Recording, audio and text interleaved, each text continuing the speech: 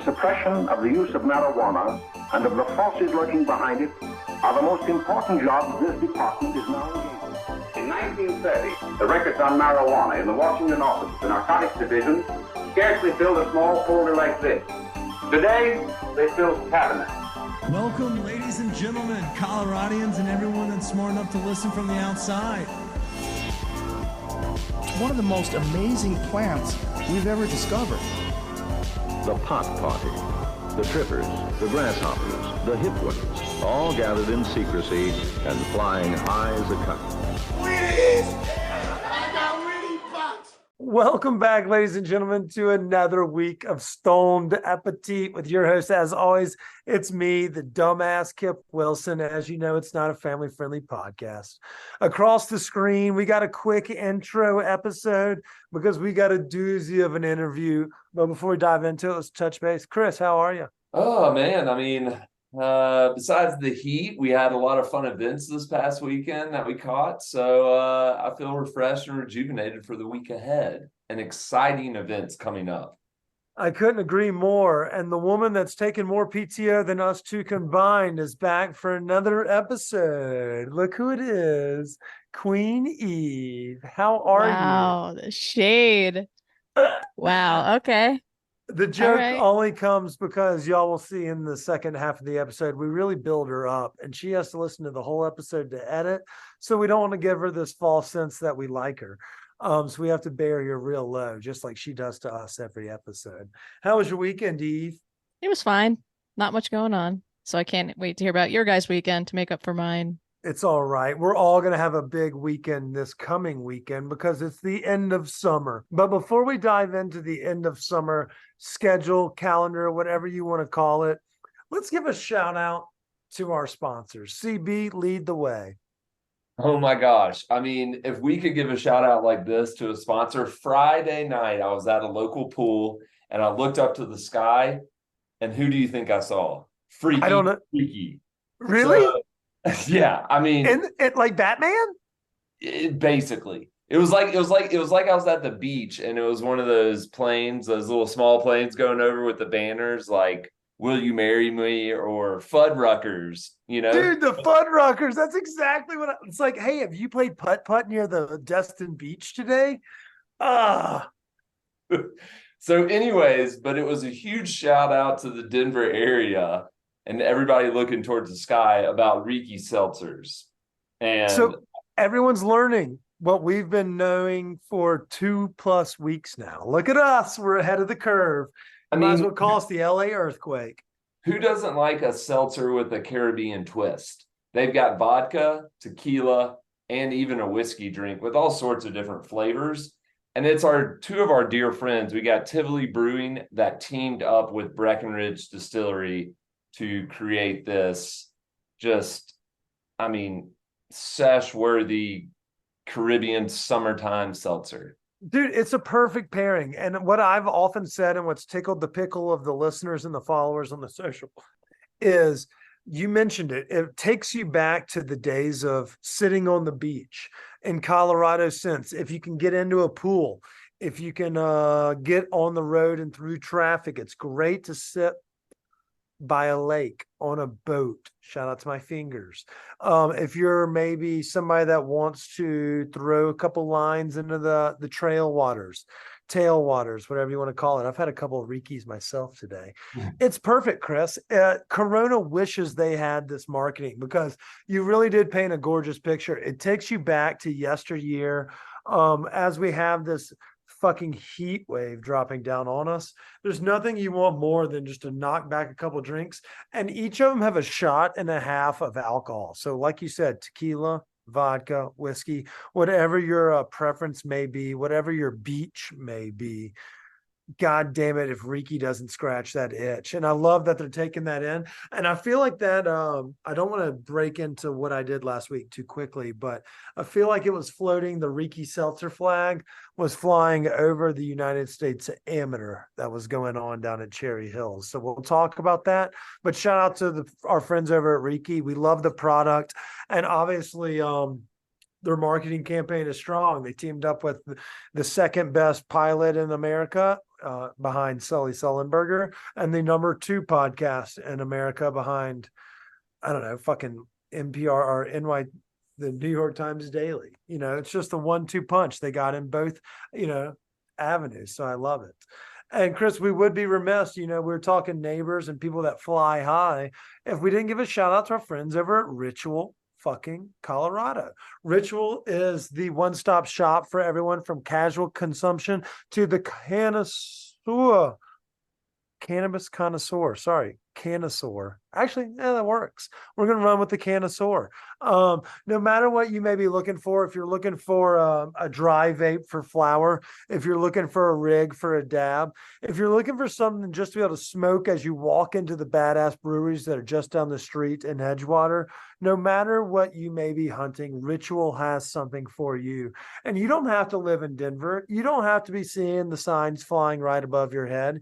You can go to ritual.com. That's RITUAL-co.com and use promo code Stoned Appetit, one word, French word, so it may struggle with some of our at-home listeners from where we grew up. But at the same time, go to their website. They'll give you free shipping, United States Continental 48 wide. So it is primarily based here in Colorado, but everybody sells on the internet nowadays, even Chris's sisters. So that's right, ritualco.com. And I have 2 sisters too, and they wouldn't appreciate that joke. So Chris, I do apologize. I'm sorry about that. It's okay. They're going to hear it. They're longtime listeners. They are. Shout out to Martha. We know you're a supporter since day one. I love you dearly. Okay, so let's talk about the weekend that was. And we also didn't get an Eve fact this episode, so we got to make sure we get one of those. But Chris, what did you get into last weekend? Give us a recap of working on a Saturday for old Westward. Oh, yeah. Obviously, we had to hit up Tacolandia. Shout out to Westward for throwing another great event. I thought it was great, even though it was hot as shit out there. I thought, what tacos we tried and the kind of variety that they had, I thought it was a great event. Where was this? Oh, I'm sorry. Go ahead, Chris. Oh, thanks, Eve. Good question. Civic Center Park. Oh, okay.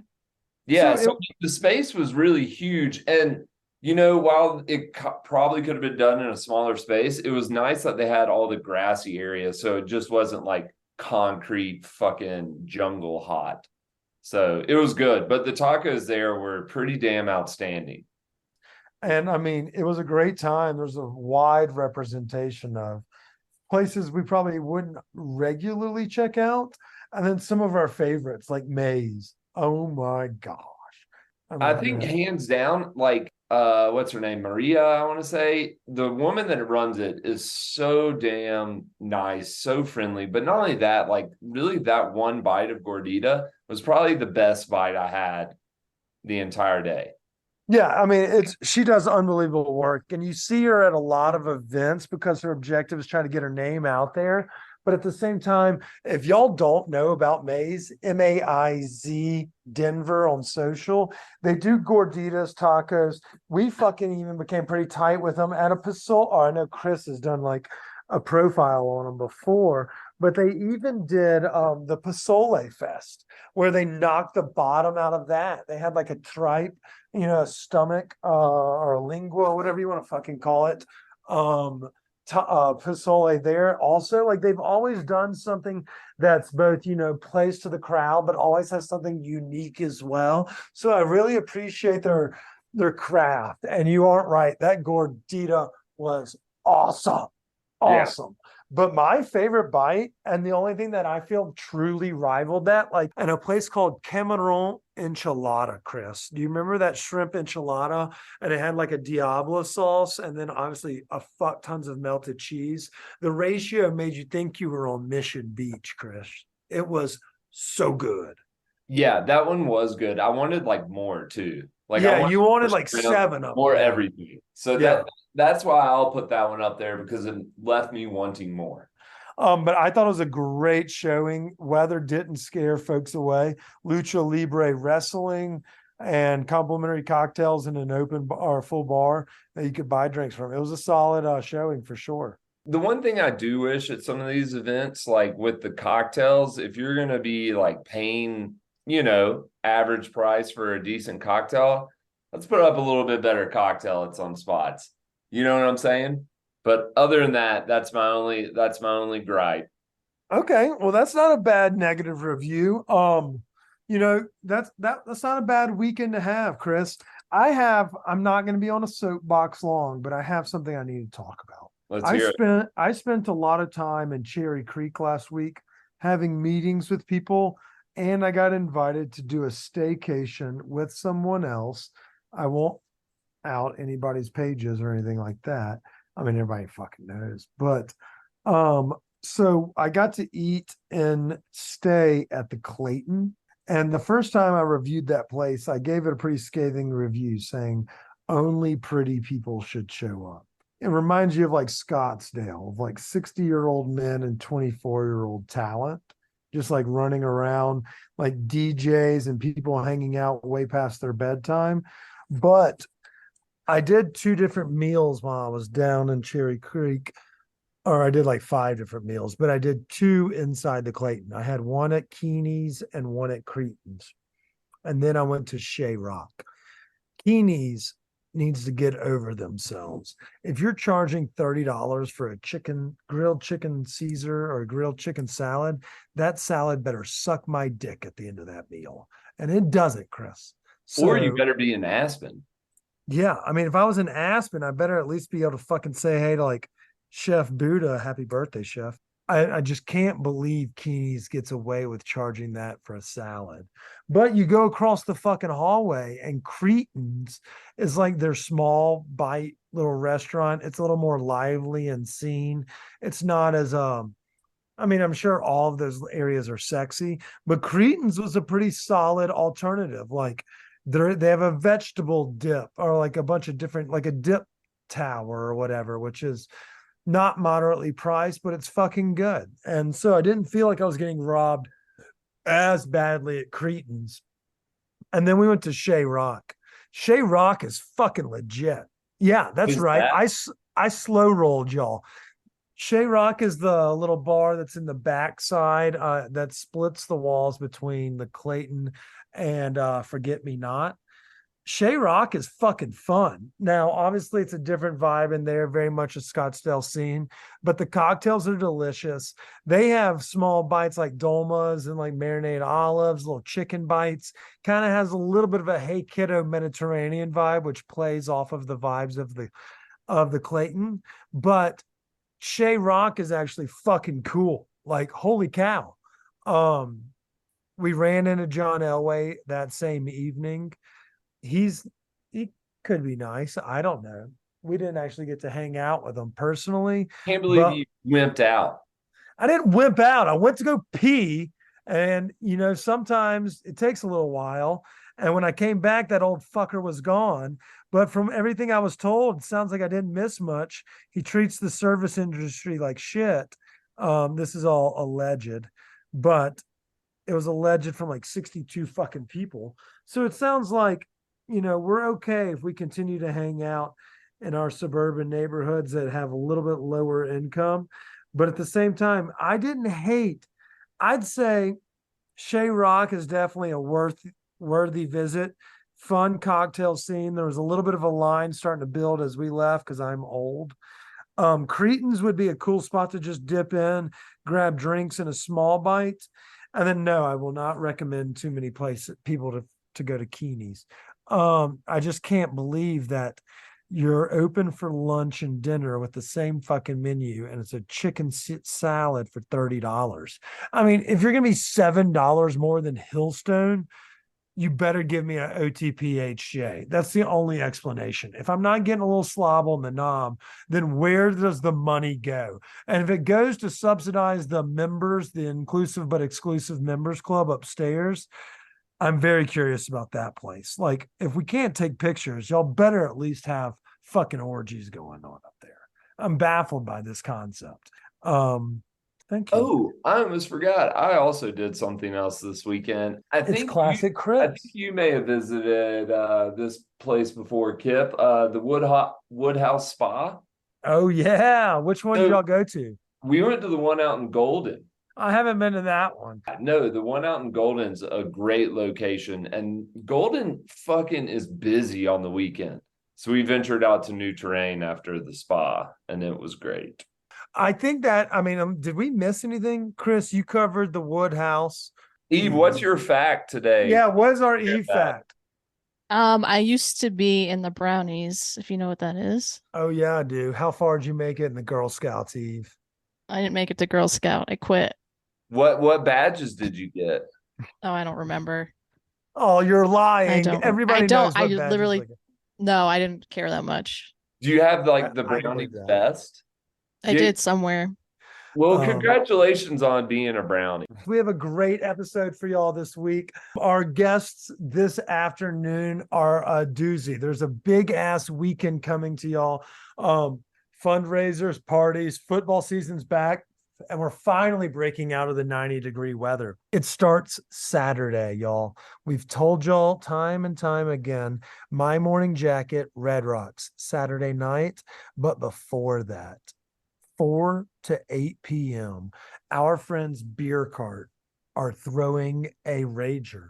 It's pretty much, I've been calling them drink them dry, because for $20, it's all you can drink from like 10 fucking breweries that are just posting up at Valdenschanke. We talked about it last Thursday. You're going to hear about it again. $20 tickets, all you can drink. And the food is allowed to be announced. We've got tacos. We've got our friends over at Screaming Target Pita Mafia doing loaded shawarma pita pockets. Valdenschanke is going to have their dankness on display, and we're adding lemonade and ice cream to boot. That's right. All of that, $20 fucking dollars. Get the fuck out of here. Where, you ask? 4100 Jason Street, right there, 3 blocks behind our friends over at Standing Akimbo.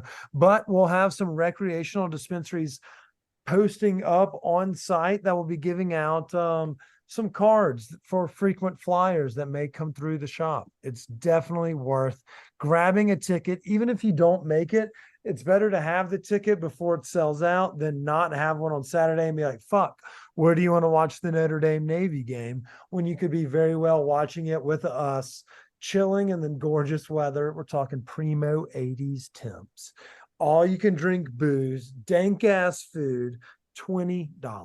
You can get them through the link in our bio. You can go to Beer Cart's website. You can go to Valdenschanke's. You can get them across the gamut, but grab them now. They're going quickly. One other announcement before we get into this episode. Did you see the news about our dear friends at US Thai? I did. They're looking for a new place. Yeah, so if anybody out there in the restaurant community knows of people to get in touch with, things like that, reach out. There's a place in the Far East Center that is available. Yeah, it just sucks because, yeah, they've been there for 17 years, which is nuts, but they're one of our favorites. And due to the building needing upgrades and the landlord not wanting to do it, they have like 3 months before they have to leave. If we can find a way to help, if you know a way to help, reach out to them. They've just go by their location, 25th and Sheridan, 25th and what's right after Sheridan, Ames.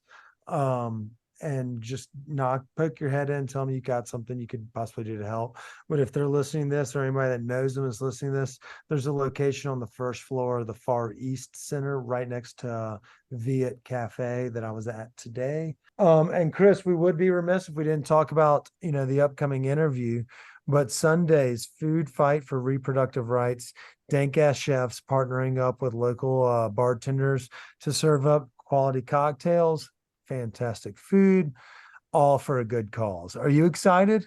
Are we going? Fuck yeah, we're going. but it's a great interview. I can't thank Carrie enough for setting it up. Jess and Rob, thank you all so much for joining us as well. Let's get into it. Welcome back, ladies and gentlemen, to another episode, another week of Stolen Appetit with your host. As always, it's me, Kip, and we're going all digital today. That's right. We're getting all fuzzy in the brain. I got CB across the ones and twos. How are you, CB? I mean, given the fact that Eve isn't here to suck the life out of us, given we do miss her and we do love her dearly, but I'm doing fantastic and I'm going to keep this on an upward swing. Dude, the battles that you and Eve have been having recently with her casual shots across the bow about maybe your family being a part of January 6th is one of my favorite parts of this podcast dynamic. It's become easily my fan favorite, and I don't mind being middleman Dan over here. But yeah, Eve had a little car trouble. It seems to be the theme of this podcast this summer. So we do send her our well wishes. We've got a doozy of an episode. We are going to be talking for the next couple of weeks about popular events that are going on in the community. One of which, and one that we'll be talking about all week this week, is Food Fight for Reproductive Rights. We've got guests joining us, folks that have helped throw the event, as well as chef that is going to be participating in this year's event coming up. But before we do that, Chris, let's go ahead and crack a top. Oh, look at that. It kind of looks like an NBA champion right there. Let's go ahead and pop a top to some edibles. We've got a great episode. Let's give a shout out to our sponsors.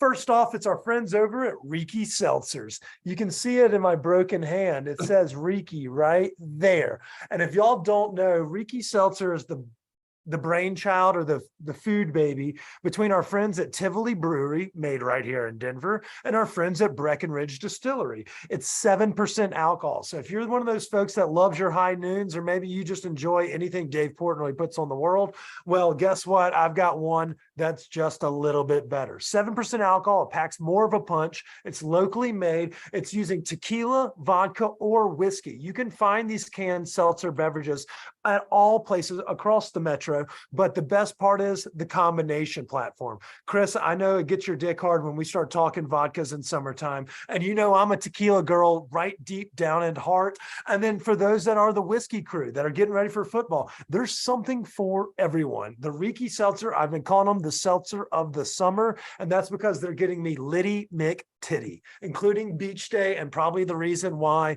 I had the courage to get out there and pretend I could surf with a bunch of people that have muscles. But nonetheless, that's what RIKI does. It brings that positivity, that confidence to me, and they bring the flavor to all of our listeners and those in the community. Check out RIKI Seltzers, both online or in a liquor store near you. If you can't find them at your local spot, give them a shout. Go to their website, rikiseltzers.com. You can also find them under Tivoli. They have a search tab to find the closest location to you. The party packs, again, 12 packs have a full fifth of alcohol in them. That means it's a shot and a half every time, Chris. And you know who loves shots? Me, Ray Lewis. That's about it. The guy from Vegas. We've got a great one. That was a great ad read. I'm fired up, dude. It's going to be a kick-ass episode. Well done.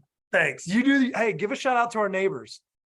Oh, you mean the Great Smoke Shop located right across the street at 2521 Sheridan Boulevard? It's Ritual. That's what I'm talking about, CB. And we're professional smokers and we're professional drinkers, but we may not be always up to date on the latest dab rigs, glass blowers, whatever you want. But Ritual, they are professionals and they can answer any question you have. And the best thing about it is they only put products in their store that they themselves use. So you can be guaranteed to find that top-notch piece of glass or whatever kind of rig you're looking for. Go see our friends down at Ritual, 2521 Sheridan, and they're going to help you out. Way to fucking go, Chris. Nailed it. Way to go. All right. So we have 3 guests joining us today. I don't want to misspeak because it looks like we have a crazy last name. We have Carrie and Rob joining us on one camera. And then we have Jessica. I'm scared to try the last name. Piccolo? Piccolo, so good. Yeah. Oh my God, Chris, shout out to me. I didn't fuck it up that bad. Oh, but yeah, we're talking about the Marigold Project and the food fight for reproductive rights. We're stoked to have y'all joining us. Y'all, before we get started into the nitty gritty of talking about this week's party, we like to start every episode the same way. And because of that, I'm going to sit back, enjoy a seltzer while Chris gets to know you a little deeper on an intimate, personal level. Ooh. Ask them their sign, Chris. Ask them their sign. Okay. First of all, before we get into the signs, we'll start with Carrie and Rob. Are you all transplants or natives to Colorado? Transplants. Transplants? Yes. Bigger question, where are we transplanted from? Originally from Texas, but by way of DC, California, Indiana, Louisiana, all over. So All over. You know, I didn't come straight from Texas. Were your parents Ted Bundy or in the army, or what made you travel so No, that much? was just me. That's me floating around. Oh, get the hell out. You're a worldly man. Thanks. Yeah, you should have led with one of those that wasn't Texas, because I saw the resentment on your face. You're like, people are going to shit on me just for thinking that. But you were like, yeah, I've got tons of them. And I heard a Louisiana in there. So we're going to ask you a little bit more about that later. But what brought you to Colorado? I was in DC for the last 5 years. I guess I moved here a year and a half ago, working at an environmental nonprofit, Sierra Club, and was burned out and ready to try some new things. So I moved out here to start the Bread and Roses Collaborative with Carrie here. Oh, I love it. Now we're And married. So well, y'all are stuck together now. Yeah. So y'all are brave. Carrie, do you have the same map? Did you go the No. same route? Hell yeah. No. I grew up in Nebraska, moved to Boston for a while, and then spent some time in Northern and Southern California. Spent some time here, took a little breather in between, and came back about 6 years ago to start working with Nathaniel and the Sweats on the Marigold Project. Well, that's really cool. I mean, it seems like y'all both have crossed like at least a little bit of every, like, not only food genre, but like cultures of the America as well. You've got everything from the crunchies to the hard, all right. It's pretty nice. yeah. That's true. It's all right. We patronize it. Yeah. I don't know if you've met my dad or Chris's dad, but maybe you have, or one of our uncles and things of that nature. Well, that's awesome. I'm glad to hear that, like-minded individuals, they saw the land of opportunity and a little bit of the Neverland, you don't have to grow up vibe, and decide to, plant the roots and call Colorado the home for at least the time being, if not forever. Yeah. Absolutely. And then the lady that I misspoke the last name, but Miss Jessica, you're solo screening over there. You're solo screening. You can call me Jess, by the way. That's much easier. I am also not originally from Colorado. I too grew up in Nebraska, but Carrie and I didn't know each other in Nebraska, which is wild. Our paths connected later, and then bounced around as well. Went to college in Wisconsin and grad school in California and law school in Minnesota, and then landed up here for a variety of reasons. But, there was a joke where I grew up in Nebraska, where when you graduate, there are really kind of two choices that you have: college or Colorado. And most of my friends chose Colorado, and I went the other route, and then just, met up with them a little later. I mean, to be fair, we shit on the Midwest all the time as Southerners who literally don't have any, we have no foothold to say these things, but casserole country, and for those, it's football season, we're safe saying it. Fuck Nebraska. There's nothing going on over there anyway. I see why you came to Colorado. It's the same thing we did with Mississippi and Alabama. We're not scared to say it. Even the ads for Nebraska say it's not for everyone. I know, they're real honest about it. Wait, I haven't seen those ads, and I'm not mad legit about it. Oh my, they're absolutely awful. Like, if whoever designed that ad, wanting to get people to come to Nebraska, they're doing the exact opposite. Like they do this whole showcase of Nebraska, and then at the end it's like, Nebraska, it's not for everyone. I honestly think an Oklahoman designed it. Or a Texan. I love it. The battle, the interstate battles don't even just align with the football paradigm, Chris. They fucking hate each other across every battle. Right. Kansas is the worst. as someone who's muled drugs across this country, Kansas is the worst. I will vouch for that. Indiana's right behind, but yeah. Yeah. Well, anything that produces a pence. But hey, so we're not actually a political podcast. What we like to use on this podcast is our platform to prop up good people doing cool shit in the community. So while we chirp a lot of folks that we're actually friends with, our family and things of that nature, we do like to talk seriously about cool stuff. And it seems that y'all are serious about not only the Marigold Project, but what has now taken and grown some legs in the food fight for reproductive rights. We remember y'all I vaguely remember y'all doing it at the Block Distillery last year, which everyone knows and loves down there on Larimer Street. I think what everyone really remembers is there was a golden uterus that was awarded to the best chef.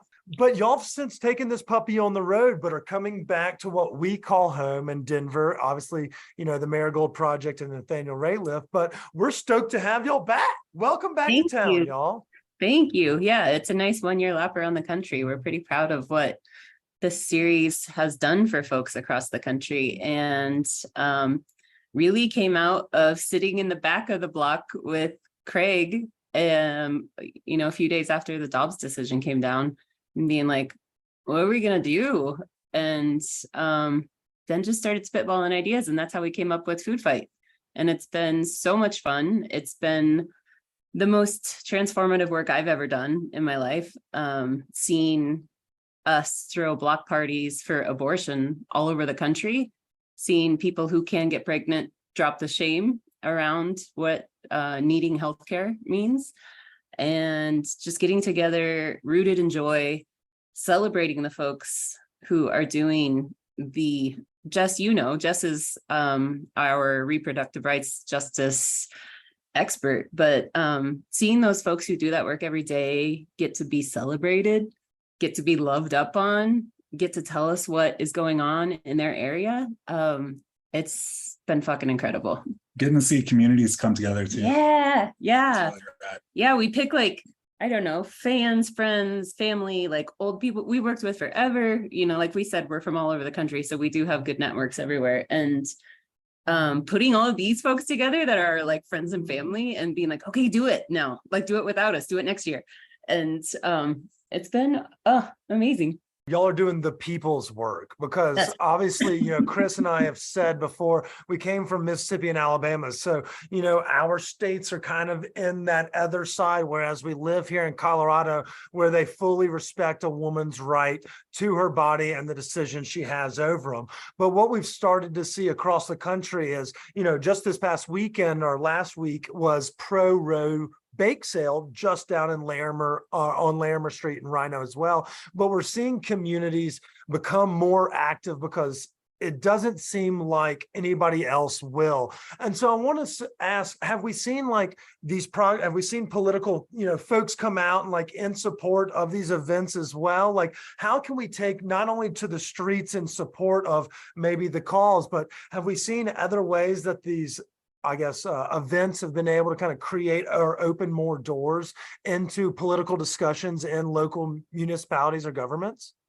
I mean, yeah, first of all, let me just say thank you for even having a podcast episode on this topic. My day job is, Carrie alluded to, is reproductive rights and justice. And I've been in this work as a journalist and activist for over a decade now, like a long haul.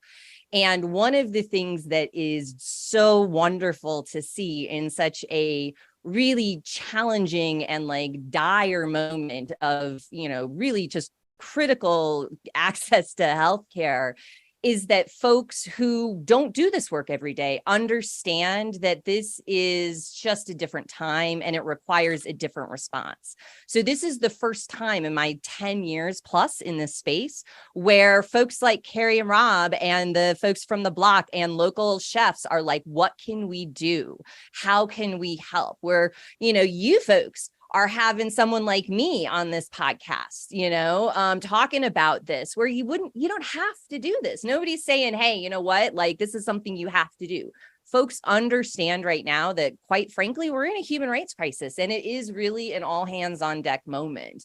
And that organizing principle is like, it lifts me up and it keeps me in the space. And then to see the work that folks like Carrie and Rob do have legs and like spur this community action in places is just wonderful. I mean, you mentioned Alabama. One of my best friends is an abortion provider in Tuscaloosa. And now that's a banned state. They clearly don't provide abortions, but what do they do now? Community health care. Her clinic is the #1 provider of prenatal health care for folks in the area. Why? Because it's a healthcare desert regardless. And so if folks start to understand that reproductive health care is actually just healthcare, then we start to get past that. And so it's activities like this that help bring that. And we know it's actually a winning working issue, right? Since the Dobbs decision, abortion has been on the ballot over a dozen times and it's won every single time in places like Kentucky. Sorry. I love how we all have that disdain for just like a state. Like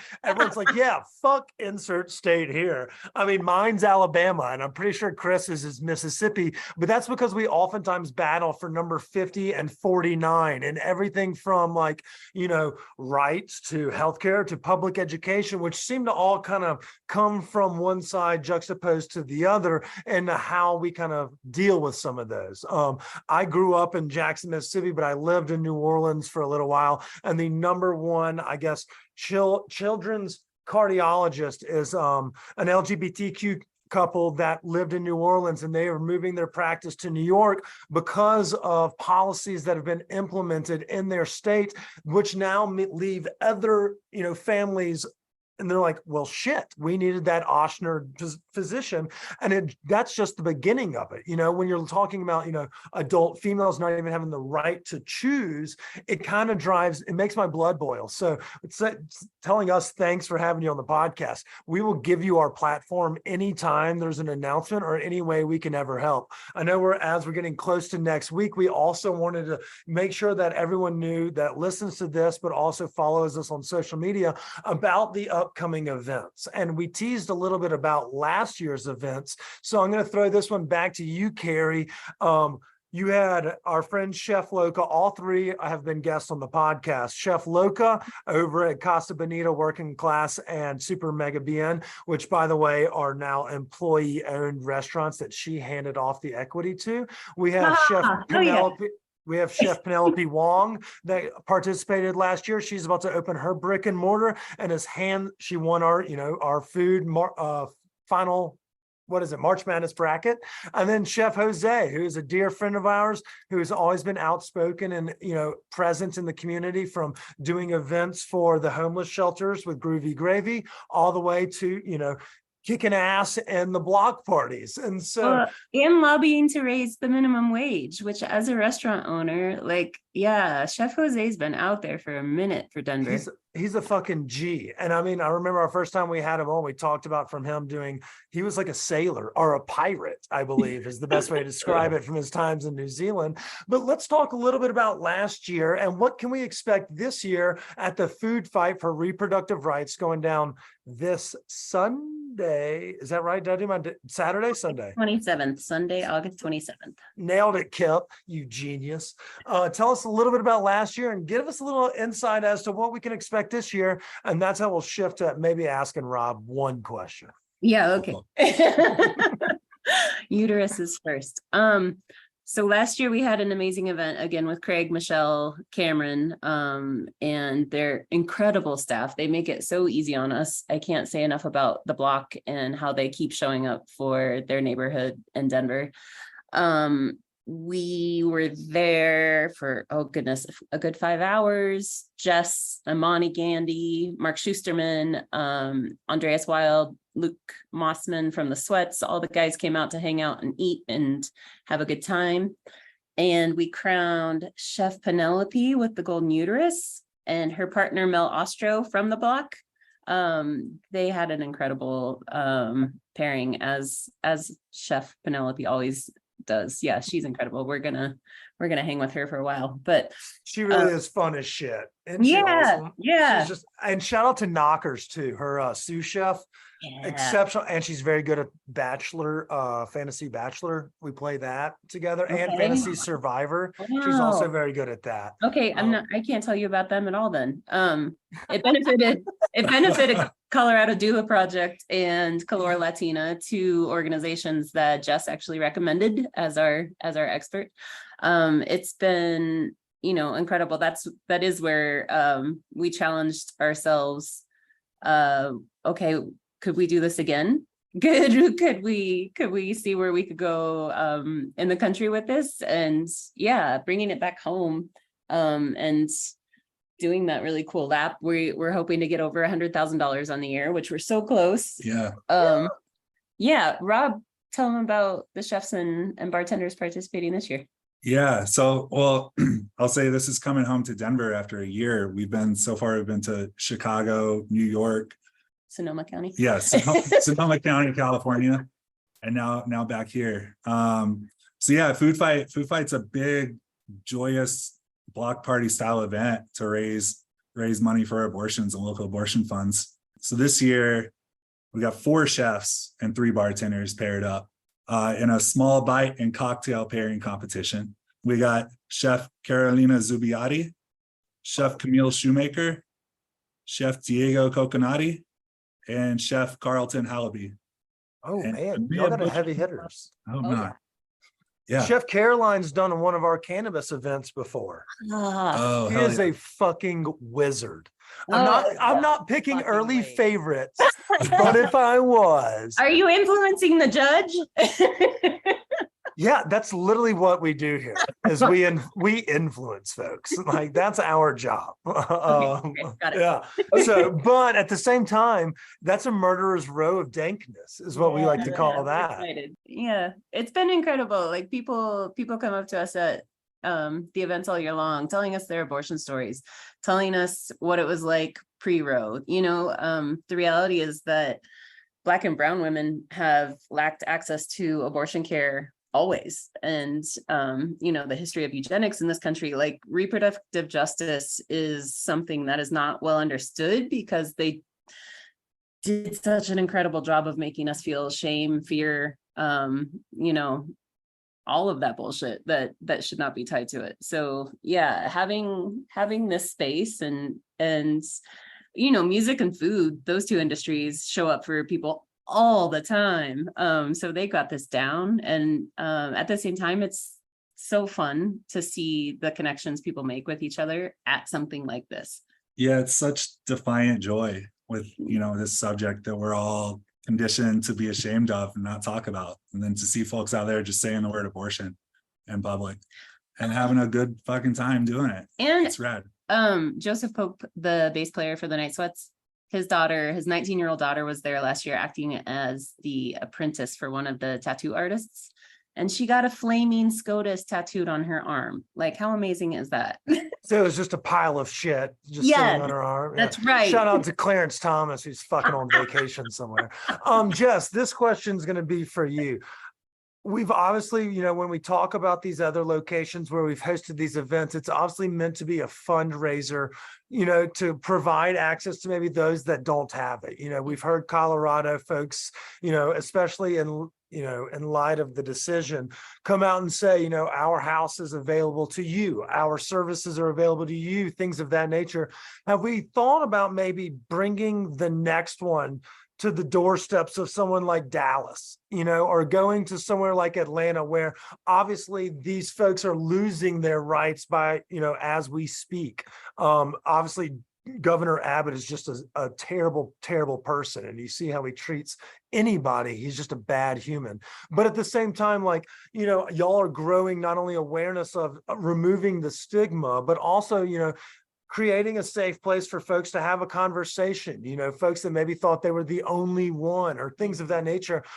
Have we had discussions about going maybe into the deep red, not in finances like how Mississippi and Alabama run their government, but maybe into the states that that don't have that leadership or an outspoken voice in partnering with bakeries or partnering with chefs or restaurants or, you know, distilleries down there. What is there any kind of like insight into how we could help those folks as well?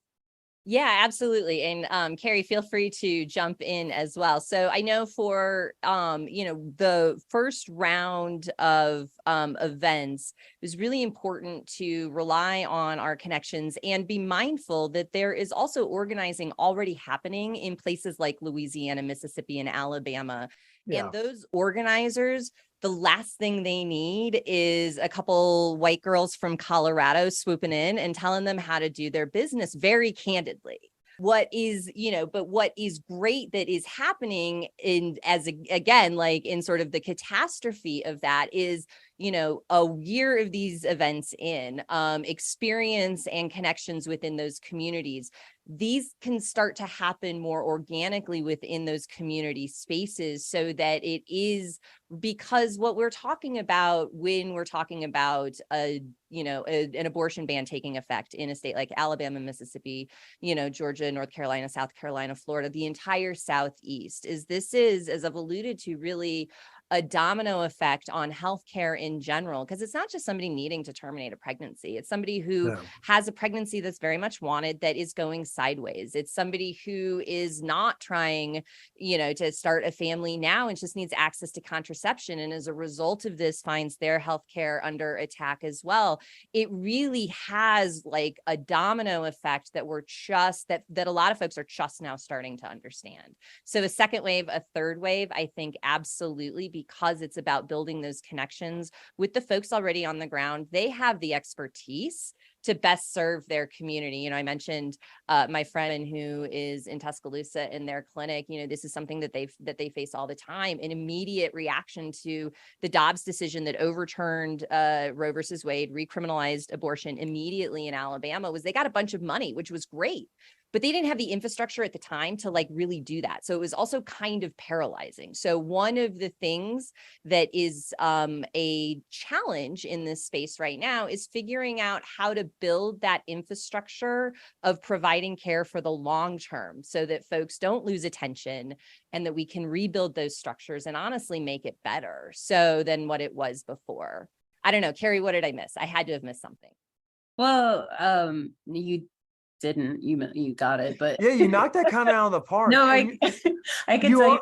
Oh no, I was going to say what y'all are doing with this methodology seems to be spot on as well, because, you know, we work in a space that's food and cannabis. And it's our objective when we talk to our sponsors, our clients, our community.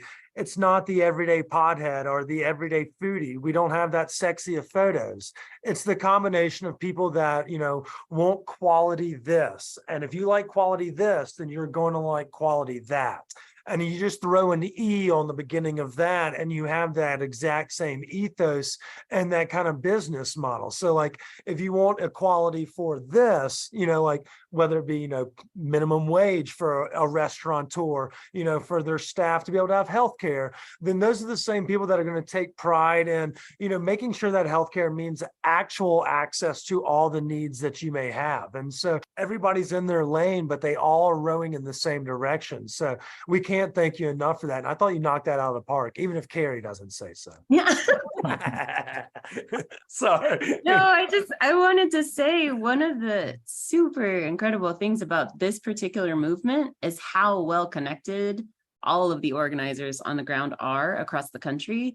And the National Network for Abortion Funds, if, you know, one area needs more, or one organization needs this kind of consultants, like they all lift each other up. They're all in constant communication. So we can move money as needed, and we can support organizations that are, you know, in the thick of it. And the truth of it too is, like, we have friends that we've called on and they just happen to be in certain locations, like Dusky Estes in Sonoma County. She has been my homie since 2014. So that's also part of it. And, you know, you don't keep those tight relationships with people that don't feel that, you know, have the same personal values. And right. I think, you know, we could say, Exactly. And if you ever need, some chefs that y'all want to ever work with in Jackson, Mississippi or Dothan, Alabama, y'all give us a shout, because there's a lot of good people doing the Lord's work or the people's work down there as well. That's right. Yeah. Okay. So y'all done really well on delivering the message, but one thing I feel like we haven't talked about, and something that's going to tickle the pickle of every fucking Coloradan, is the Marigold Project. We teased it a little bit and talked about the Night Sweats and being a part of the party last year, but the Marigold Project is what brought you to Colorado, Carrie, but also is what brings a lot of people, together on this message, from, Nathaniel all the way to Blanc, all the way to the chefs. And there's a righteous, centerpiece here. And so I'd like for you to at least kind of shed a little light for not only those that maybe want to contribute or be more a part of this, but tell everybody about, where the fuck the Marigold Project came from, and how, what are we doing today, and how can we all be a part of or a help of this project? Absolutely. I love telling our origin story. So Nathaniel Rateliff and the Night Sweats, I met them when I was working for Farm Aid, which is an organization that Willie Nelson, Neil Young, and John Mellencamp started in 1985. I was living in Denver at the time when the guys were hitting it, and just brought them in because I was a super fan, and I was like, they're perfect for Farm Aid. They're super charming, amenable guys. And getting to know them, Nathaniel just said, hey, I want to start a foundation. Do you want to run it? And I was like, fuck yes, I do. Yes, I do. I want to get close to the work. Yeah. So I moved back here in 2017 to start working with the Sweats, who are honestly the brothers I never had. And I have a brother. He doesn't have the internet, so he'll never hear me say that. But really, the Sweats are working class guys. Joe was painting houses. Nathaniel was a gardener. Andy was giving music lessons and working in restaurants. Like, they all were working class dudes. They all have that mentality and that ethos, and they really didn't hit until they were like, I don't know, mid-30s. So it's deep in them. And our background growing up as working class folks has informed our work, obviously. And we haven't forgotten where any of us came from. And that really shapes what we work on, how we work on it, especially the how is so important. How are we in relation to organizers and activists across the country? How do we talk about their work? How do we, play our role of really fundraising off of tour, fundraising off of the appeal of Nathaniel Rateliff and the Night Sweats, and redirecting that money to social movements? We like to say that we work in solidarity and not charity. No, I think, you painted it really well. And Chris, I'll direct this right at you, because we both have faces for radio. It's like when someone's ugly and they get pretty. And so when you said, we were all just kind of, whether it be day laborers or just like, middle class growing up, working to pay the bills. And then when you hit it big, you don't lose that ethos. You keep that, we've always been a part of this community. I have stories and relationships with people that are affected by these, what may not affect the white cis male, you meet folks, and your neighbors are folks that come from different backgrounds, and you don't think not for one, but for all. And so, you bring that to light of somebody that may be the largest musician, fuck the Lumineers, that are from Colorado, like that's really a big deal. Also, shout out to our friends, Leftover Salmon and all those cats. We love those guys. The jam band world is different. It doesn't hit on the radio like fucking Rateliff, or, it's almost autumn, so it's Lumineer season. But it's great that, you can bring that to life and talk a little bit more about how they're still thinking of the person that's actually in the crowd instead of just playing for them. And so, absolutely. I appreciate it. Give us one fact that maybe the radio listener doesn't know about Nathaniel. Does he eat his boogers? He eats his boogers. I knew it. No, he doesn't, but he is the most incredible cook. It's something that I think poor people honestly learn how to season really well. Because you get those cuts of meat, but he is the most incredible cook. He has potlucks at his house all the time for band and crew. He and the cookout hang with the guys is top notch. The food is insane. It's amazing. Tell him, Rob. She looked at you. She was like, "Fucking validate this, or you're." It's all right. I get that look all the time. I know. But Mark Schusterman was a chef. Yeah, food is central to who the guys are for sure. And you learn a lot about other people, about their culture. You have relationships, and you talk about family. You're invited to family meals. Food is, what Uncle Tony says, you learn a lot about it, whether it be, war-torn countries and why they survived off of things like the Irish and the potatoes, which is actually kind of a little facade, but also, like rice and things of that nature in Southeast Asia during Vietnam. He talks about why these dishes are derived from that and how cultures and relationships are built over tables. So to hear that they're also slight foodies similar to us, that makes us a little bit excited. Yeah, well, and more than a couple of them are stoners too. So that well, yeah, they're fucking rock stars. If they're not doing drugs, then I'm gonna go lump them in with the Christian bands, the guy that's on TikTok right now, the Ginger. Okay, so y'all, before we get out of here, we like to ask all of our guests a couple questions just to kind of see if the community hates you or likes you. This is pretty much what, even if your message was good, it's going to come down to these questions. Okay. They're the Stoned Appetite questions, and they're actually presented to you by our friends over at Starbuds. Starbuds is going to be participating in the Stoned Appetite fish party buses. That's right, care packages for everybody. You can buy your tickets through the links in our bio on social mediums. You can also find them on Ticket Leap, but it's esters, it's us, it's fish, and we've got local chefs and restaurants and bars and cannabis brands partying with us, all thanks to our friends over at Starbuds. Chris, will you do the Stoned Appetite question? My dog's struggling to stand right now. Start with a late night snack. Yeah, okay. So obviously when you're pulling late hours to get this work done, what's that go-to late night, maybe stoner snack, maybe not, but whatever it is, in the freezer, in the pantry, what's your late night munchie of choice? We'll go with everybody. So Rob, go first. I will tear the kitchen apart looking for whatever I have that is sugar, but go for the ice cream first for sure. What ice cream? Cookies and cream. Any particular brand? What's your favorite brand? Let's see. Say Bluebell. Say Bluebell. Say it. Say Bluebell. Oh, Bluebell? Fuck yeah. All-time favorite? Bluebell for sure.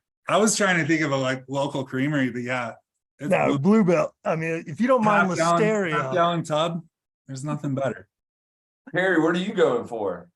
I really love these frozen bananas covered in chocolate that we've been getting recently. It just is it just really hits nicely in a way that also I don't feel like crap afterwards. Pairs well with boogers? Pairs well with all of my favorite cannabis strains. While I was letting Jerry outside, did y'all get Jess's answer for late night snacks? Not yet, but she's got a good one.